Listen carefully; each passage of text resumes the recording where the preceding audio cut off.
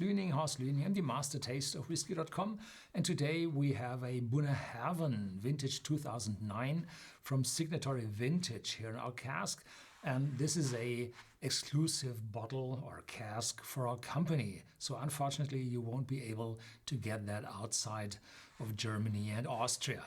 So Bunnahabhain had been a, say, boring, uninteresting distillery over the last decades, but then they changed proprietors, and from the normal 12-year-old Bunnahabhain, which wasn't that interesting several years ago or several decades ago, they changed to Un-Chillfiltered bottlings with a 12-year-old, a very good one, and they looked for a more smoky production, from heavily smoky or medium smoky to unsmoky whiskies, and they experimented with several different types of casks, and then they as well sold whiskey to the independent bottlers in bigger amounts, and this all brought the Bunnahabhain distillery on the northeast shore of the Isle of Islay, the Inner Hebrides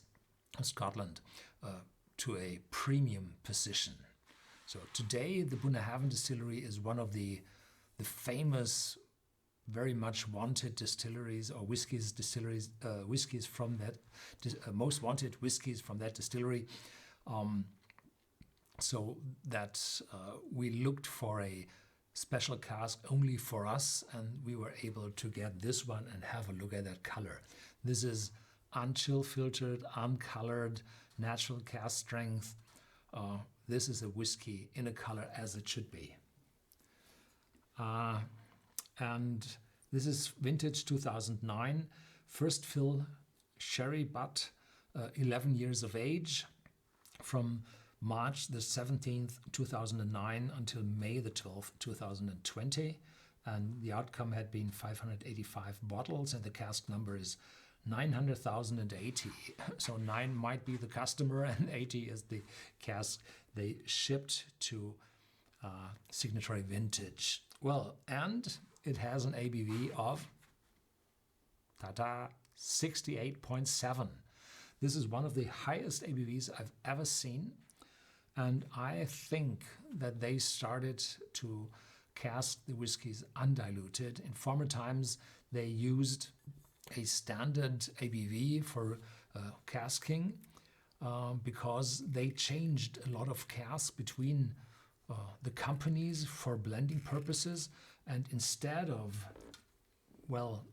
measuring every cask, which was very difficult in former times where you weren't able to measure the ABV with an easy instrument. No, it was quite difficult, and so they said, we have 63.5 in the cask, and after 10 years we switch a 10-year-old cask against another 10-year-old cask with the same content, and we do not calculate, we just change.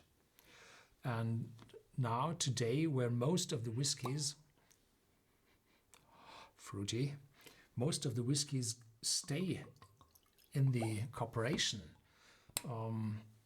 there is the possibility to measure the ABV quite exactly.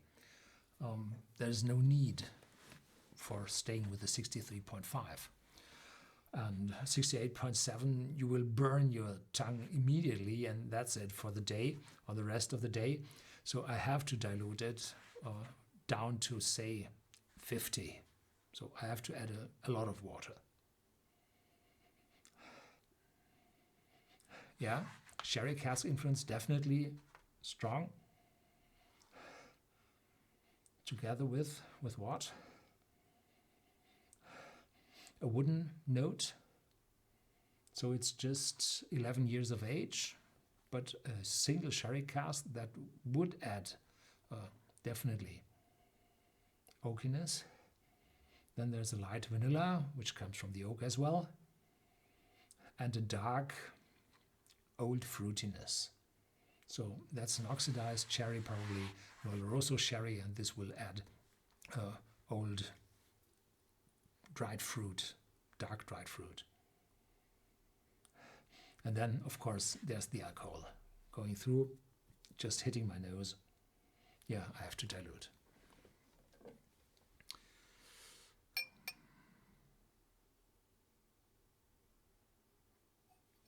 So this should be 50 or slightly below. There's some marks in the glass. It takes quite a while until the dilution is complete. And during this phase, a lot of aromas are rising because the solubility of the alcohol, of the whiskey with the alcohol, is reducing, and they have to give free those aromas. More fruitiness, a little bit more vanilla, but still dark and seems to be older than it is on the label. Yeah, cheers.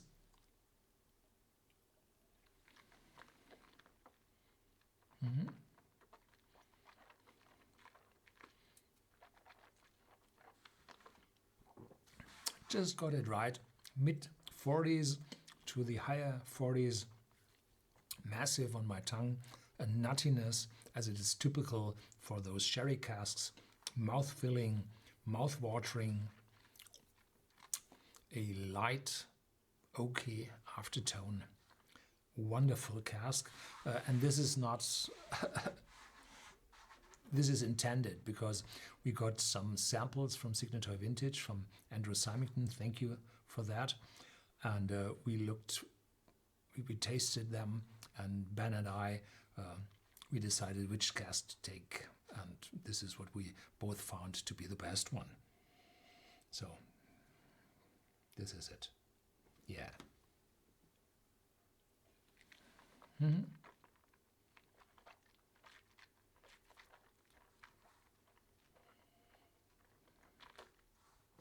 Whiskey as it should be, and not smoky. There are smoky expressions from Bunnahabhain. This one is not. And this high ABV will result in a much, much higher outcome from that bottle into your glass. So more than a liter, 1.2 liters will come out of the glass, so that the slightly higher price will be, well, affordable for that. So that's it for today. Thank you for watching. Stay tuned. There's more to come.